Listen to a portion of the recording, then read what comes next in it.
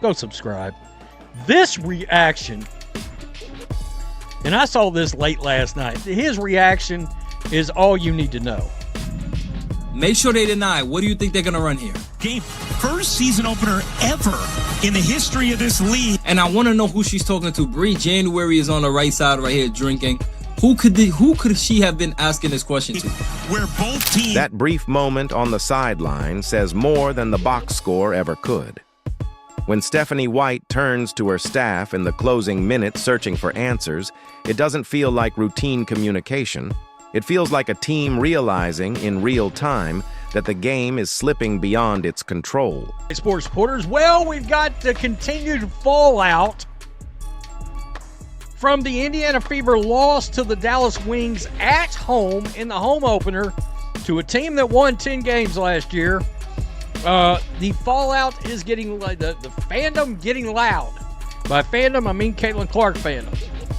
You had a lot of things coming out of that. You had the great mystery of back injury.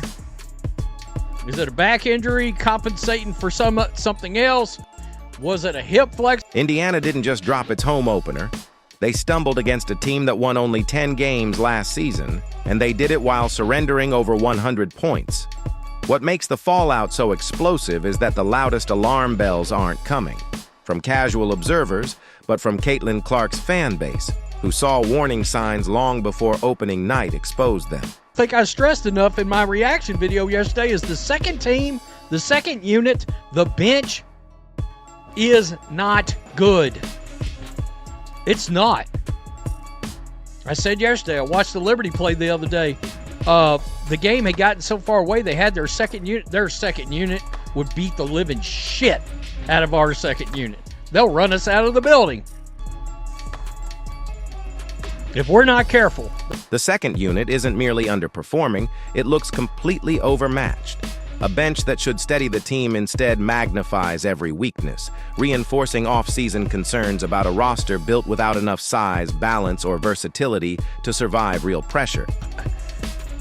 I was having a conversation behind the scenes, and we were talking about automatic wins.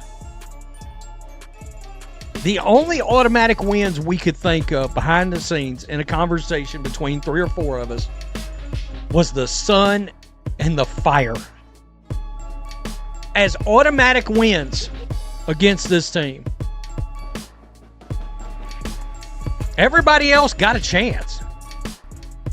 To be real, you notice Toronto. This frustration goes deeper than one loss or one lineup decision. Longtime basketball fans are being dismissed as if they don't recognize broken structure when they see it.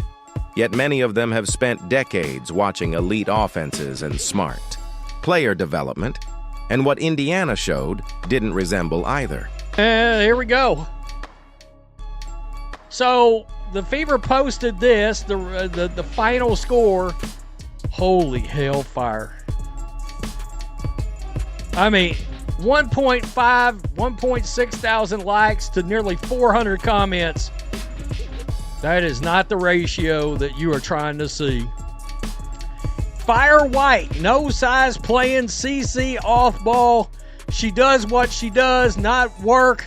Then talks trash about Caitlin Clark fans. Look in the audience, what do you see?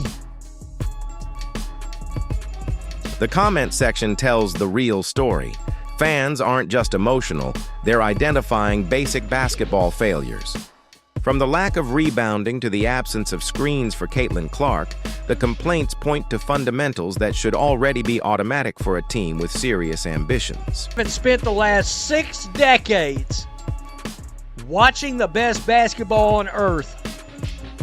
We know what it's supposed to look like. Yeah, I mean, if you grew up in the 80s and 90s and the early 2000s of the NBA, you know what real good basketball is supposed to look like. Find a coach that can build around Clark, manage Mitchell, or trade her. Make this team something people wants to watch. Tick-tock, tick-tock. Messy.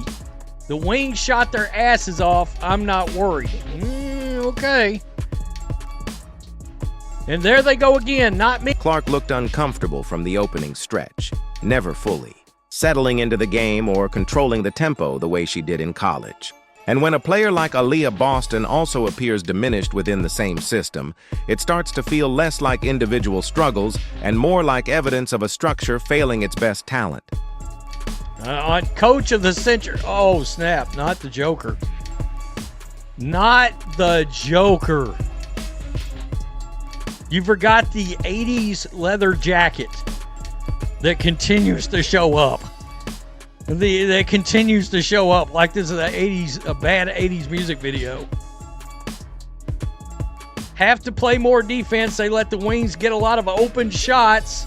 And then you have Dantis fouls within 10 minutes that kept Wings players going to the lines. Stephanie White asking anyone, what do you think they're going to run? Because she has not a clue. If this team was built around defense, opening night offered no proof of it. Dallas found clean looks, drew careless fouls, and played with too much freedom, exposing a game plan that never established control against an opponent Indiana was supposed to handle far better. It's uncoordinated offense, a lot of work to do. Boy, I'm going to tell you. I'm going to tell you now. Defensive-minded players made sure that the defense became 100 times worse than last season. Honestly, it's pretty clear to say fire Stephanie White. How the hell does AB only got 4 rebounds? Why is Raven Johnson not playing more minutes? MHA and DD are effing trash. Cut or trade them. They do nothing. Give Caitlin the effing ball. Why does no one on the Fever set screens for Caitlin when she is literally hacked all night and nobody cares? Very pathetic, Fever. I hope either Caitlin Clark quits on you, you lose every game. Now the mood shifts. From frustration to something more serious, disillusionment.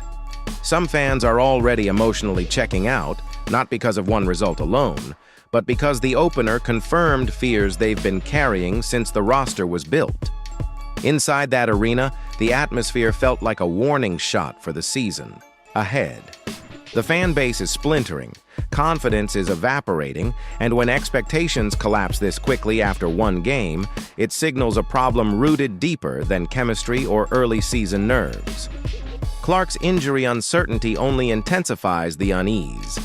Conflicting reports and the physical punishment she absorbed during the game have fans wondering whether this is just a precaution or the beginning of a season-long pattern where their biggest star is left exposed. That's what makes this loss feel bigger than Indiana. The Fever entered the season as the league's main attraction, with a packed building and national attention locked in.